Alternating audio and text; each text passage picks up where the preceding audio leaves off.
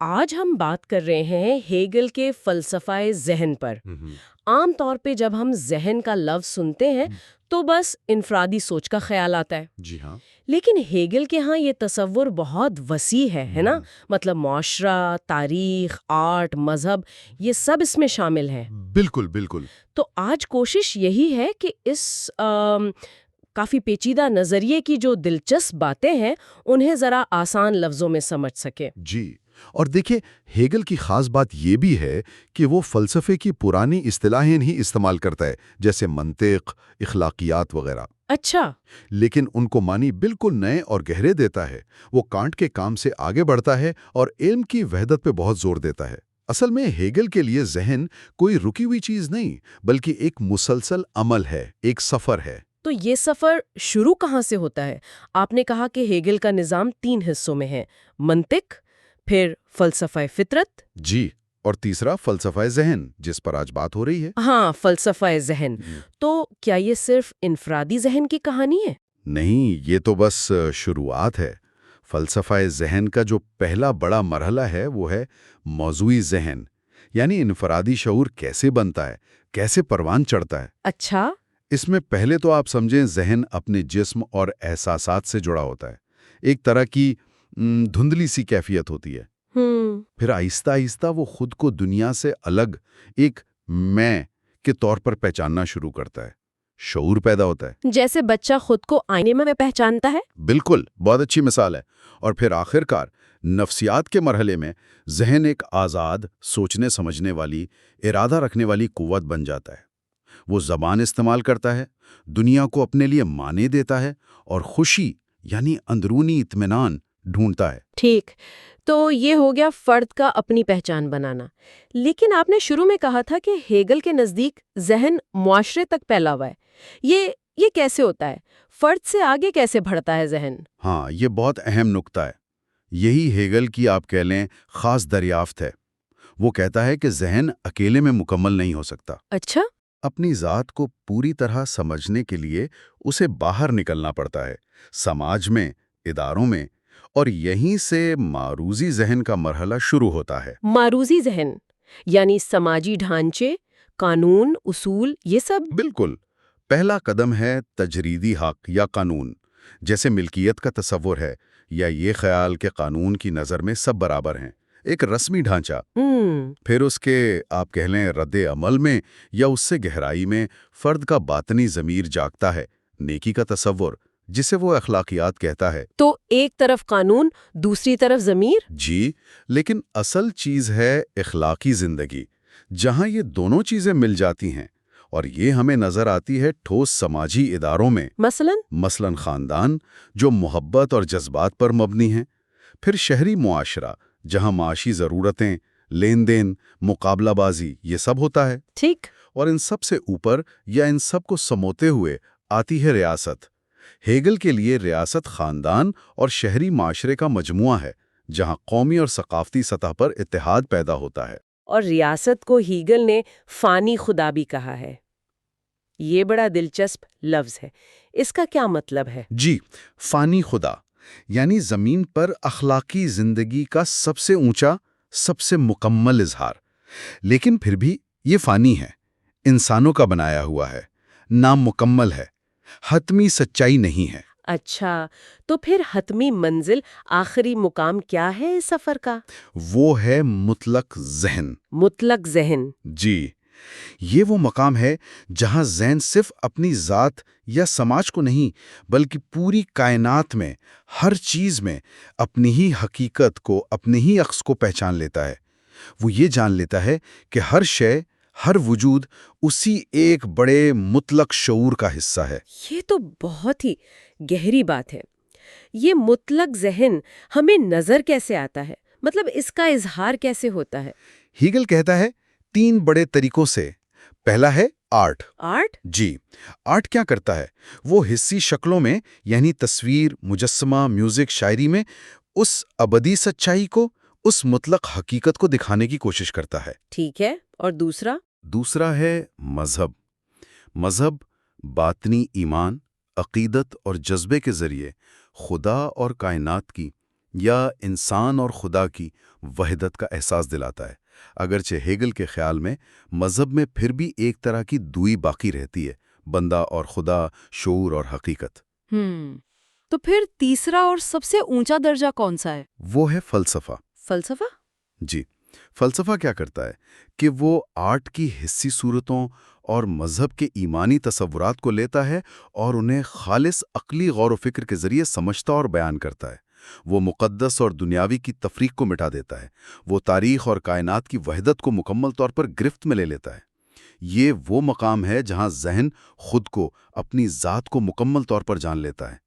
گویا فلسفہ جو ہے وہ مذہب کا ہی زیادہ پختہ، زیادہ عقلی اور دنیا میں رچا بسا روپ ہے۔ اچھا، اگر ہم اسی زمانے کے ایک اور مفکر ہربرٹ اسپینسر کو دیکھیں، اس نے بھی تو ایک بڑا فلسفیانہ نظام پیش کیا تھا، سنتھیٹک فلسفی کے نام سے۔ ہیگل کے مقابلے میں وہ کیسا لگتا ہے؟ ہاں، یہ ایک اچھا موازنہ ہے۔ دیکھیں، اسپینسر کا نظام بہت متاثر کن تھا اپنے زمانے میں، لیکن وہ زیادہ تر حیاتیات اور ارتقاء کے نظریات پر کھڑا تھا۔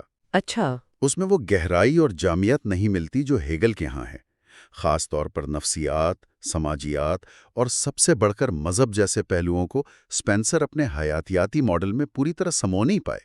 یعنی وہ اتنے مربوط نہیں لگتے اس کے نظام میں؟ جی بالکل، جبکہ ہیگل کے ہاں یہ سب چیزیں فرد کا شعور، سماج، ریاست، آرٹ، مذہب، فلسفہ، یہ سب ذہن کے اپنے آپ کو جاننے کے سفر کے لازمی مربوط مراحل ہیں۔ ہیگل کا دائرہ کار کہیں زیادہ وسیع اور گہرا ہے۔ تو اگر ہم خلاصہ کریں تو ہیگل کا فلسفہ ذہن صرف نفسیات یا دماغ کا مطالعہ نہیں ہے، قطعی نہیں۔ بلکہ یہ تو انسانی وجود کے تقریباً ہر پہلو کو سمیٹ لیتا ہے، انفرادی، سماجی، ثقافتی، تاریخی، روحانی، سب کچھ۔ بالکل درست، یہ ایک عظیم داستان ہے، ذہن کے اپنی ہی گہرائیوں کو کھوجنے اور پھر کائنات کی حتمی حقیقت سے ہم آہنگ ہونے کی خود شناسی کا ایک مکمل سفر ہے۔ اگر ہیگل صحیح کہتا ہے اور ذہن واقعی اتنا وسیع ہے، تو ہماری روزمرہ کی زندگی کے جو عام سے تجربات ہیں، مثلاً کوئی اچھی پینٹنگ دیکھ کر خوش ہونا، یا خاندان کے ساتھ وقت گزارنا، یا ووٹ ڈالنا، یہ سب اس عظیم ذہنی سفر کا حصہ کیسے بنتے ہیں؟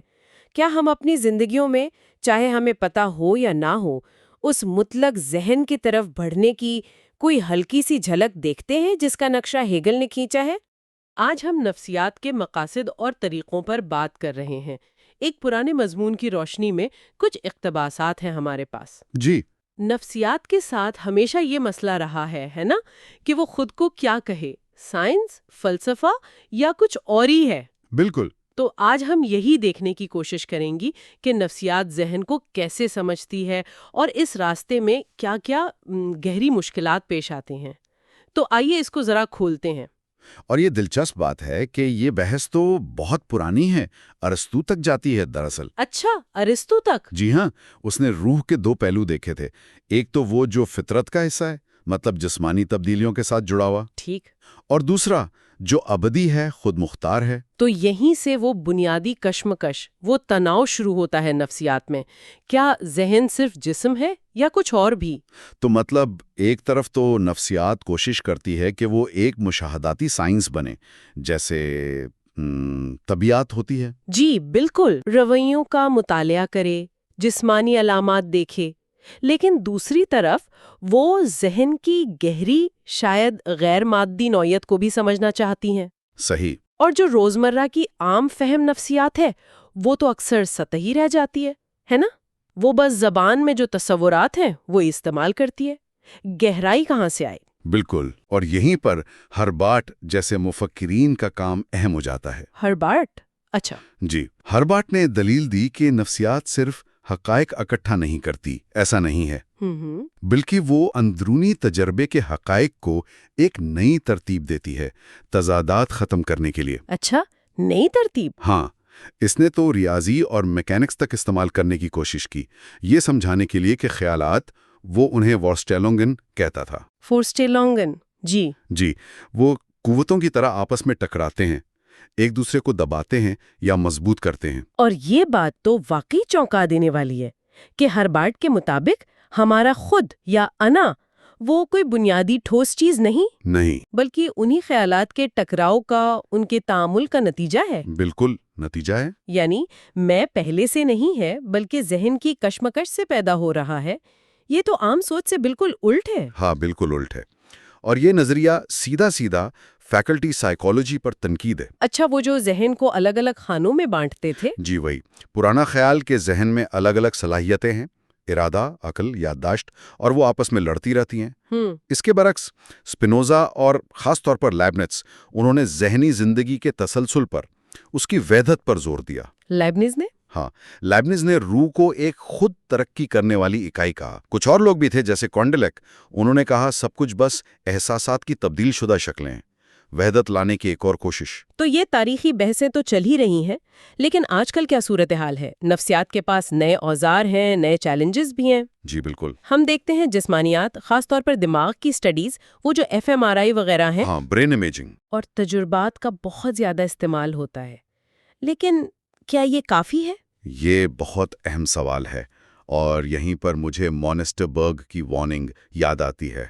مونسٹربرگ؟ جی، اس نے کہا تھا کہ اگر تجربات صرف ڈیٹا اکٹھا کرنے کے لیے کیے جائیں اور کسی بنیادی نظریاتی سوال سے نہ جڑے ہوں، اچھا، تو وہ سائنسی طور پر بے معنی بھی ہو سکتے ہیں۔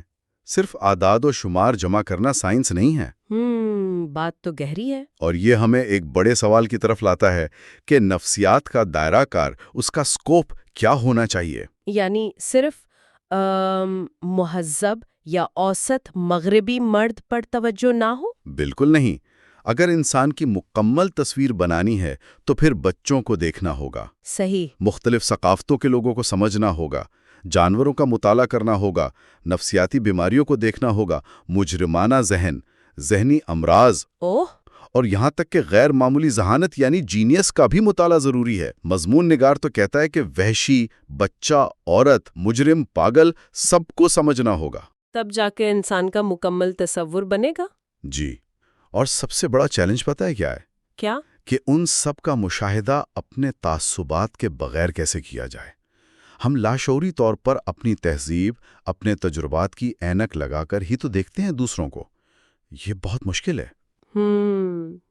واقعی۔ تو اس ساری گفتگو کا نچوڑ کیا نکلتا ہے؟ خلاصہ کیا ہے؟ خلاصہ یہ ہے کہ نفسیات ایک بہت ہی منفرد اور پیچیدہ فیلڈ ہے۔ جی، یہ سائنسی طریقوں کو اپنانے کی کوشش تو کرتی ہے، جی، سختی لانے کی کوشش کرتی ہے، لیکن ذہن کی وہ جو غیر مادی نوعیت ہے، جی، اس کی وحدت، اس کا تنوع، یہ بنیادی سوالات اس کے سامنے ہمیشہ رہتے ہیں۔ تو اس کے مقاصد، طریقے، دائرہ کار، ان سب پر بحث آج بھی ویسی ہی زندہ ہے جیسی شاید ارسطو کے وقت تھی؟ بالکل، یہ بحث جاری ہے۔ اور آخر میں ایک سوال سوچنے کے لیے چھوڑ جاتے ہیں جی، کہ یہ جو گہری تاریخی جڑیں اور طریقہ کار پر یہ جو مسلسل بحث چل رہی ہے، اس سب کو دیکھتے ہوئے آج جب نفسیات کوئی حقیقت یا کوئی نظریہ ہمارے سامنے رکھتی ہے تو ہم اس پر کتنا یقین کر سکتے ہیں؟ ایک اہم نکتہ ہے۔ جب ہم ذہن کے بارے میں کچھ پڑھتے ہیں یا سوچتے ہیں تو ہم کون سے بنیادی مفروضے ہیں جو نادانستہ طور پر قبول کر رہے ہوتے ہیں، اپنے یا سائنس کے؟ یہ سوچنے کی بات ہے۔ بالکل، یہ ایک سوال ہے جس پر غور کرنا چاہیے۔ خوش آمدید۔ آج ہم ایک کافی بڑے سوال کو سمجھنے کی کوشش کر رہے ہیں۔ سوال یہ کہ اخلاقیات یعنی صحیح اور غلط کا جو ہمارا تصور ہے، کیا یہ کوئی بالکل طے شدہ چیز ہے یا وقت کے ساتھ ہمارے اندر یہ بنتی بدلتی رہتی ہے؟ جی، تو ہمارے پاس آج ایک مضمون کا اقتباس ہے جو نفسیات، منطق اور اخلاقیات کے آپس کے تعلق کو دیکھتا ہے، اور ہمارا مقصد یہی ہے کہ سمجھیں کہ ہمارا ذہن ہماری نفسیات اخلاقی فیصلوں پر کیسے اثر ڈالتی ہے۔ بالکل، اور یہ موضوع بہت دلچسپ ہے کیونکہ آپ دیکھیں فلسفے اور نفسیات میں اس پر بہت لمبی بحثیں ہوئی ہیں اور اکثر ان میں یوں کہہ لیں کشمکش بھی رہی ہے۔ اچھا، یہ مضمون خاص طور پر اس خیال کو چیلنج کرتا ہے کہ اخلاقیات بس باہر سے آئے ہوئے اصول ہیں، یہ ان کی نفسیاتی جڑوں کو دیکھتا ہے۔ صحیح۔ تو آئیے یہیں سے شروع کرتے ہیں۔ مضمون میں منطق اور نفسیات کا موازنہ ہے۔ منطق تو تصورات کو بڑا واضح طے شدہ مانتی ہے نا؟ جی ہاں، جبکہ نفسیات کہتی ہے کہ یہ بدلتے ہوئے بڑھتے ہوئے ذہنی عمل ہے۔ تو یہ فرق اخلاقیات پر کیسے لاگو ہوتا ہے؟ یہاں بات بہت بہت اہم ہو جاتی ہے۔ دیکھیں، اگر اخلاقیات کو منطق کی طرح دیکھیں تو وہ اصولوں کا ایک جامد نظام لگے گا، ہے نا؟ یہ صحیح، یہ غلط، بس۔ ٹھیک ہے۔ لیکن نفسیاتی زاویے سے دیکھیں تو اخلاقیات ایک اندرونی سفر ہے۔ ہمارا ضمیر کیسے بنتا ہے، ہماری قدریں کیسے بنتی ہیں، یہ سب وقت لیتا ہے۔ اچھا۔ تو مضمون کہتا ہے کہ اخلاقیات کو صرف قانون یا حکم کی طرح سمجھنا، جسے ہیٹرونیمی کہتے ہیں، مطلب باہر سے آئے اصول، یہ کافی نہیں۔ زیادہ اہم تصور آٹونومی کا ہے، یعنی داخلی خود مختاری۔ یہ ماننا کہ اخلاقی اصول ہمارے اندر سے، ہماری اپنی سمجھ بوجھ سے پیدا ہوتے ہیں۔ مطلب یہ کہ وہ بحث کے اصول باہر سے مسلط ہیں یا ہمارے اندر سے جنم لے رہے ہیں، یہ تو گہری بات ہوئی۔ مضمون میں ایک اور نقطہ ہے، تصورات اور حقیقت کا۔ جی، کیا ہمارے ذہن کے خیالات بس باہر کی دنیا کی یوں کہیں کہ تصویریں ہیں؟ مضمون اس پر تنقید کرتا ہے نا؟ بالکل بالکل۔ وہ اس پرانے خیال کو رد کرتا ہے کہ تصورات ذہن میں رکھی تصویریں ہیں جو باہر کی کسی اصل حقیقت کی نقل ہیں۔ سچائی کا معیار یہ نہیں کہ ہمارا خیال باہر کی کسی چیز سے کتنا ملتا جلتا ہے۔ تو پھر کیا ہے؟ سچائی، وہ کہتے ہیں، ہمارے تجربے، ہمارے شعور کے اندر ہم آہنگی اور تنظیم کا نام ہے۔ مطلب چیزیں سچی اس لیے ہیں کہ وہ ہمارے تجربے کے پورے نظام میں فٹ بیٹھتی ہیں۔ یہ کانٹ کے آئیڈیالزم سے بہت ملتا جلتا ہے۔ اچھا، کانٹ، وہ مشہور فلسفی جنہوں نے کہا تھا کہ ہم دنیا کو اپنے ذہن کے ذریعے سمجھتے ہیں، تو انہوں نے اور پھر فکٹے جیسے فلسفیوں نے اسی بنیاد پر اخلاقیات کے نظریات بنائے۔ جی ہاں، بالکل۔ کانٹ نے کہا کہ سچائی، خوبصورتی، اچھائی، ان سب کی بنیاد باہر نہیں بلکہ ہمارے شعور کی ساخت میں ہے، اور فکٹے نے تو اس آٹونومی پر اور بھی زیادہ زور دیا۔ کس طرح؟ ان کا کہنا تھا کہ نہ صرف اخلاقیات بلکہ ہماری پوری سماجی زندگی بھی باہر سے مسلط نہیں ہوتی، یہ ہماری اپنی عقلی فطرت سے پیدا ہوتی ہے، اور یہ بھی کہ ہمارا جسمانی وجود، ہماری حسیات، یہ سب اس عقلی اور اخلاقی خودی کو سمجھنے کے لیے ضروری ہیں۔ اچھا، یہ تو بہت مختلف بات ہے ان نظریات سے جو ذہن اور جسم کو بالکل الگ الگ دیکھتے ہیں۔ جی، یا جو حواس کو صرف رکاوٹ سمجھتے ہیں۔ فکٹے کے لیے جسم بھی اہم تھا۔ صحیح، اور مضمون نے اس ساری بات کو قدیم یونانی اخلاقیات سے بھی جوڑا ہے، افلاطون، ارسطو وغیرہ۔ ایسا ہی ہے۔ یونانی فلسفی، خاص طور پر افلاطون اور ارسطو، وہ اریتے پر یعنی فضیلت یا کمال پر بہت زور دیتے تھے۔ ان کے نزدیک یہ بنیادی طور پر اندرونی ہم آہنگی تھی، روح کی ایک تنظیم۔ خود شناسی، اپنے آپ کو جانو والی بات۔ بالکل۔ مقصد تھا ایک متوازن، منظم شخصیت، اور ان کا خیال تھا کہ اگر انسان اندر سے ٹھیک ہو، فضیلت والا ہو، تو وہ قدرتی طور پر صحیح کام ہی کرے گا۔ البتہ مضمون میں ایک چھوٹی سی تنبیہ بھی ہے کہ اس فضیلت کو صرف دماغی کھیل نہ بنا دیا جائے، ورنہ فلسفہ صرف خالی خولی باتیں بن کر رہ جاتا ہے۔ تو خلاصہ کیا ہوا؟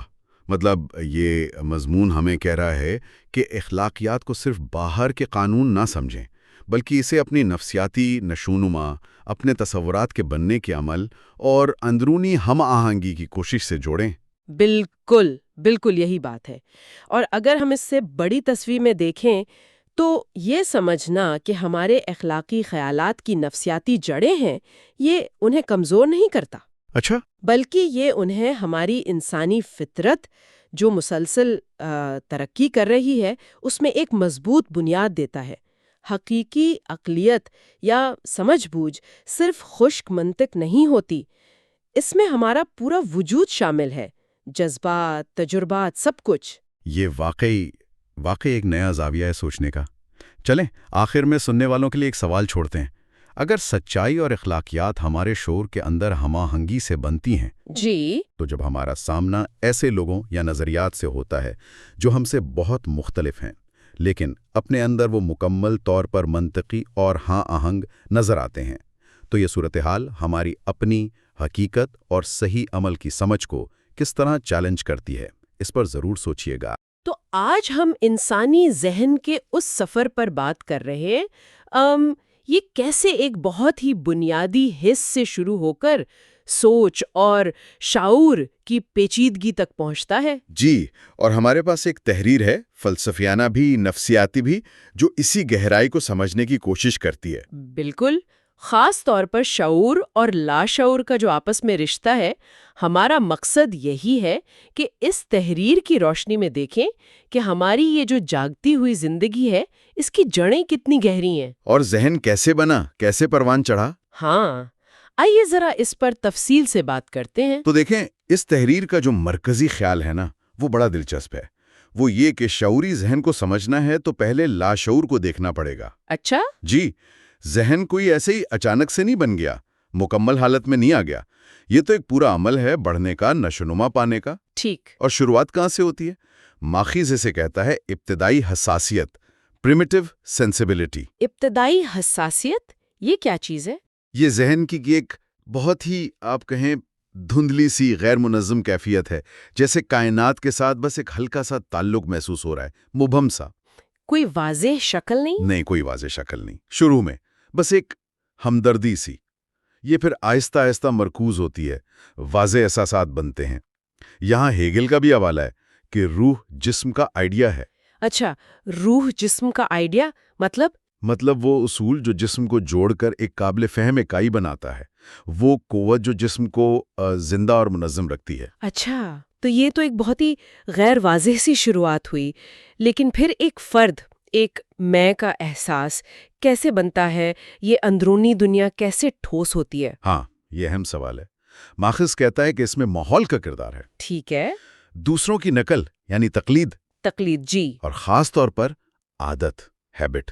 عادت کا بہت بڑا کردار ہے۔ عادت یعنی روزمرہ کے کام؟ جی، عادت وہ چیز ہے جو ہمیں یہ جو مسلسل احساسات بدل رہے ہیں، تاثرات آ جا رہے ہیں، اس بہاؤ میں ایک ٹھوس بنیاد دیتی ہے۔ ایک لنگر کی طرح؟ بالکل، ایک لنگر کی طرح۔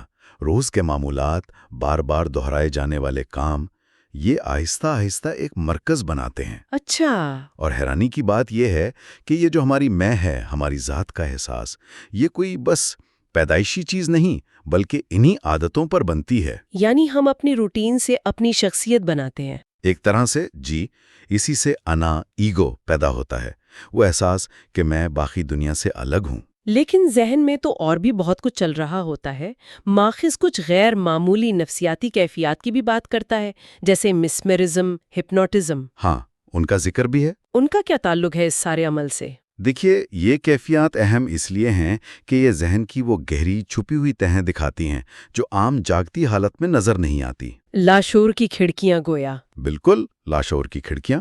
ان تجربات سے دو باتیں خاص طور پر سامنے آتی ہیں۔ ایک تو تلقین پذیری، سجسٹیبلٹی، یعنی دوسروں کی بات مان لینے کی صلاحیت۔ ہاں، کہ ان حالاتوں میں ذہن باہر کے خیالات کو کتنی آسانی سے قبول کر لیتا ہے۔ اور دوسرا، جو ذرا متنازع نقطہ ہے، وہ ہے مادے کی مثالیت۔ آئیڈیالٹی آف میٹر؟ مادے کی مثالیت؟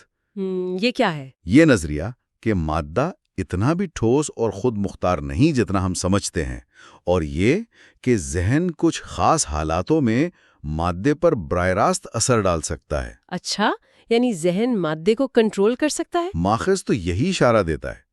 میسمرزم جیسی چیزوں کو اسی کے ثبوت کے طور پہ پیش کیا گیا ہے۔ شنڈلر نے بھی اس فرق کو دن کا کتب اور رات کا کتب کہا ہے۔ دن کا کتب یعنی شعور؟ جی، روشن جاگتا ذہن، اور رات کا کتب وہ گہری چھپی ہوئی نفسیاتی دنیا یعنی لاشعور۔ یہاں سے بات واقعی بہت دلچسپ ہو جاتی ہے۔ یعنی ذہن صرف محسوس نہیں کرتا، عادتیں نہیں بناتا، بلکہ اس سے آگے بھی جاتا ہے۔ یہ باطنی آزادی کی طرف کیسے بڑھتا ہے؟ ہاں، یہ ارتقاء کا اگلا بہت اہم مرحلہ ہے۔ ذہن صرف بنیادی ضرورتوں جیسے بھوک اور حسی تجربات تک نہیں رہتا۔ تو پھر وہ عقل یعنی ریزن اور وسیع تر خود شناسی سیلف کانشیسنس کی طرف بڑھتا ہے۔ اور اس میں کس چیز کا کردار ہوتا ہے؟ اس سفر میں زبان اور سوچ، ان کا کردار بنیادی ہے۔ زبان کے ذریعے ہی انسان ایبسٹریکٹ خیالات کو سمجھتا ہے، منطقی دلیلیں دیتا ہے، اور آزاد مرضی والا فرد بنتا ہے۔ بالکل، ایک آزاد مرضی رکھنے والا فرد بنتا ہے۔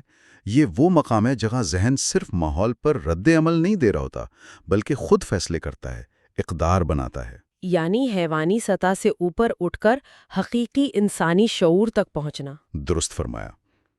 تو اگر ہم پوری تصویر کو جوڑیں، یہ سفر ایک بہت ہی مبہم سے احساس سے شروع ہوا، پھر عادت نے اسے ایک انا کی شکل دی، جی، پھر لاشعور کی پراسرار گہرائیوں کا پتہ چلا، اور آخر میں عقل اور زبان کی مدد سے ایک آزاد خود شناس وجود بنا۔ واہ، بالکل۔ خلاصہ یہی بنتا ہے کہ ذہن ایک مسلسل تعمیر کا عمل ہے، سادہ حس سے شروع ہو کر، عادت سے مضبوط ہو کر، لاشعور کی طاقتوں کو سمجھ کر، اور پھر منطق، زبان اور خود آگاہی سے اپنی آزادی تک پہنچتا ہے۔ اچھا، تو اس سب کا مطلب کیا سمجھیں ہم؟ شاید یہ کہ ہمارا یہ جو شعوری ذہن ہے جسے ہم سب کچھ سمجھتے ہیں، وہ اصل میں ایک بہت بڑے گہرے لاشعوری سمندر کی سطح پر ایک چھوٹی سی کشتی ہے۔ یقیناً، بہت خوبصورت تمثیل ہے، اور یہیں سے وہ سوال اٹھتا ہے جو ماخذ ہمارے لیے چھوڑتا ہے۔ کون سا سوال؟ سوال یہ کہ ہمارے شعوری کنٹرول اور اس لاشعوری زیر روح نیدر سول، جیسا کہ متن میں کہا گیا، ان کے بیچ کی جو سرحد ہے وہ کتنی واضح ہے یا کتنی مضبوط ہے۔ یہ تو سوچنے کی بات ہے۔ اور دوسرا سوال یہ کہ کیا یہ جو غیر معمولی نفسیاتی تجربات ہیں، کیا یہ واقعی مادے کی اس مثالیت کی طرف اشارہ کرتے ہیں؟ کیا ذہن واقعی مادے پر غالب آ سکتا ہے؟ یہ وہ گہرے سوالات ہیں جن پر غور کرنے کی ضرورت ہے۔ خوش آمدید۔ آج ہم ایک گہری نظر ڈال رہے ہیں عظیم فلسفی ہیگل کے خیالات پر، خاص طور پر ریاست اور اخلاقیات کے حوالے سے۔ جی، ہیگل کے نظریات خاصے پیچیدہ ہیں لیکن بہت اہم ہیں۔ بالکل۔ ہمارے پاس فلسفے ہیگل، اخلاقیات اور سیاست نامی کتاب کا ایک حصہ ہے، عنوان ہے اخلاقیات اور سیاست۔ آج کوشش یہ سمجھنے کی ہے کہ ہیگل کے لیے ریاست کیا تھی، اس کا مقصد کیا تھا، اور فرد اور معاشرے کا اس سے کیا رشتہ بنتا ہے۔ تو شروع کریں؟ جی ضرور۔ اچھا، تو ہیگل کا ایک بنیادی نقطہ یہ ہے کہ ریاست کو سمجھنے کے لیے ہمیں کسی خاص ریاست کو نہیں دیکھنا چاہیے، بلکہ اس کے پیچھے جو آئیڈیا ہے اسے سمجھنا چاہیے۔ وہ اسے حقیقی خدا تک کہہ دیتے ہیں۔ یہ آئیڈیا کیا ہے؟ جی، یہ بہت کلیدی تصور ہے۔ دیکھیں، ہیگل کے لیے آئیڈیا صرف ایک خیال نہیں بلکہ کسی شے کا مکمل عقلی جوہر ہے، اس کی اصل حقیقت۔ تو ریاست کا آئیڈیا اس کا حقیقی مقصد اور اس کی منطقی ساخت ہے۔ اچھا۔ اور ان کا ماننا تھا کہ ہر ریاست، چاہے وہ عملی طور پر جتنی بھی آپ کہیں نامکمل لگے، اس میں یہ بنیادی عقلی جوہر یا آئیڈیا کسی نہ کسی شکل میں موجود ہوتا ہے۔ یعنی جیسے ایک انسان چاہے کتنا ہی بگڑا ہوا ہو، رہتا تو انسان ہی ہے، اس کی وہ بنیادی حیثیت ختم نہیں ہوتی۔ بالکل یہی مثال ہے۔ ہیگل کہتے ہیں کہ فلسفے کا کام ہی یہی ہے کہ وہ ان وقتی ظاہری خامیوں سے آگے دیکھ کر اس مستقل عقلی جوہر کو پہچانے جو ہر ریاست میں موجود ہے۔ یہ اثباتی پہلو یعنی اس کی بنیادی زندگی یا ساخت وہ قائم رہتی ہے۔ ٹھیک، لیکن ہیگل کے زمانے میں تو ان خیالات پر، خاص طور پر ان کی کتاب فلسفہ حق پر، کافی تنقید بھی ہوئی تھی۔ جی ہاں، شدید رد عمل آیا تھا۔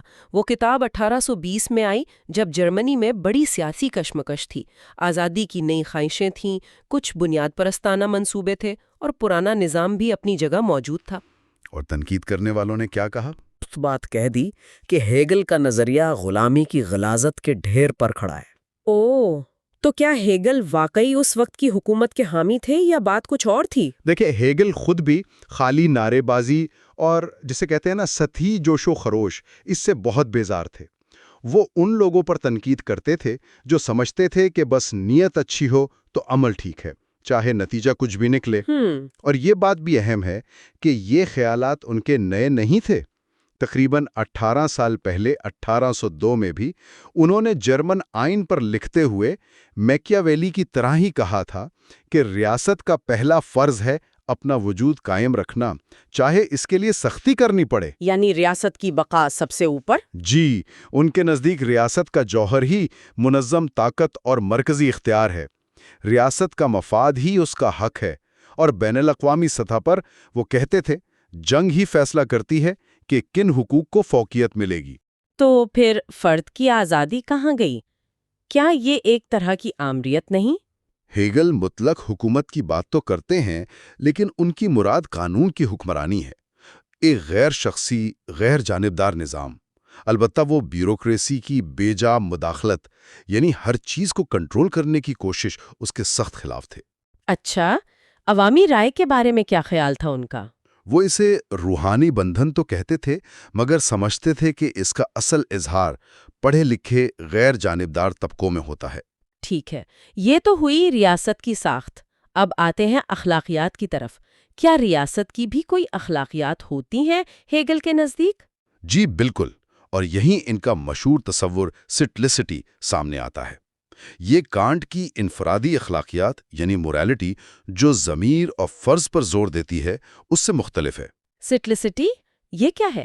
سٹلسٹی کا مطلب ہے معاشرتی اخلاقیات، یعنی وہ اخلاقی اصول جو کسی معاشرے کے رسم و رواج، اداروں اور اجتماعی زندگی میں رچے بسے ہوتے ہیں۔ یہ صرف فرد کے ضمیر کی بات نہیں۔ اچھا، مثال کے طور پر؟ آپ زبان کو دیکھ لیں، زبان کوئی ایک فرد نہیں بناتا، یہ پورے معاشرے کی اجتماعی پیداوار ہے، اور ہم اسی کے ذریعے سوچتے اور جیتے ہیں۔ اسی طرح ہیگل کے نزدیک اخلاقیات بھی سماج کی اجتماعی زندگی کا حصہ ہیں۔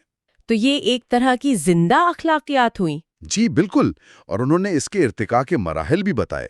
پہلے صرف قانون اور حقوق کا نظام، پھر خاندان جو زیادہ جذباتی اور اخلاقی تعلق ہے، اور پھر جرائم جو اس نظام کو چیلنج کرتے ہیں۔ اور اس سب کے بعد آتی ہے مطلق اخلاقیات۔ یہ ریاست کی اخلاقیات اور مذہب کا ایک امتزاج ہے۔ ریاست اور مذہب کا امتزاج؟ یہ تو تھیوکریسی جیسی بات لگتی ہے۔ ہاں، یہ ایک مثالی تصور ہے، شاید قدیم یونانی ریاستوں سے متاثر، جہاں مذہب اور ریاست ایک تھے۔ ہیگل کے لیے ریاست ہی اعلیٰ ترین اخلاقی وجود بن جاتی ہے، جس کی اپنی ایک اجتماعی روح یا شعور ہے۔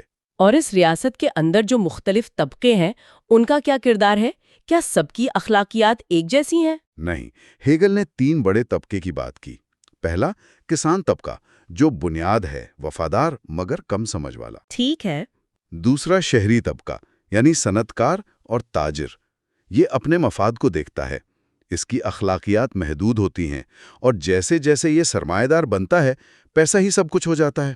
اور تیسرا طبقہ اشرافیہ کا ہے، یا آپ کہہ لیں دانشور اور منتظمین کا۔ ہیگل کے نزدیک یہ مثالی طبقہ ہے، جو غیر جانبدار ہوتا ہے، عوامی فرض کا شعور رکھتا ہے اور اجتماعی مفاد کا محافظ ہوتا ہے۔ تو اصل نیکی یا فضیلت اسی طبقے میں پائی جاتی ہے؟ ہیگل کے مطابق جی ہاں، یہ انفرادی نیکیوں سے بڑھ کر ریاست کے لیے وقف ہونے کی کیفیت ہے۔ وہ جنگ جیسی چیزوں کو انفرادی نیکیوں کی نسبیت دکھانے والا سمجھتے تھے، لیکن ریاست کا وجود قائم رکھنا بذات خود ایک اعلیٰ مقصد ہے، اور ریاست کے کاموں میں انصاف کی فراہمی، یعنی سزا جرم کے مطابق ہو، اور معیشت کا انتظام شامل ہے۔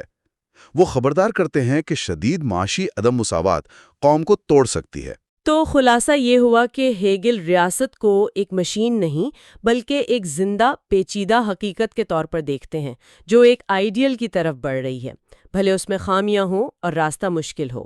بالکل، وہ ہمیں دعوت دیتے ہیں کہ ہم سطحی چیزوں، انفرادی احساسات یا ظاہری خامیوں سے آگے بڑھ کر ریاست اور معاشرے کے گہرے آئیڈیا، اس کی اصل زندگی، اس کی منطق کو سمجھنے کی کوشش کریں۔ مختلف سماجی طبقات اور ان کی اخلاقیات کا تجزیہ بھی ہمیں سوچنے پر مجبور کرتا ہے۔ جی، کہ معاشرے میں تخصص، مفادات کا ٹکراؤ اور پھر اجتماعی اخلاقیات کیسے کام کرتی ہیں۔ اور آخر میں ایک سوال جو ذہن میں آتا ہے، اگر ہم ہیگل کی بات مانیں کہ ریاست ایک زندہ وجود ہے، تو آج کے اس دور میں جہاں عالمگیریت ہے، معیشت اتنی حاوی ہے، اس زندہ ریاست کی صحت اور اس کے مقصد کے بارے میں کیا نئے سوالات پیدا ہوتے ہیں، خاص طور پر جب قومی ریاست کا تصور ہی بدل رہا ہے؟ یہ بہت اہم سوال ہے، جس پر غور و فکر کی ضرورت ہے۔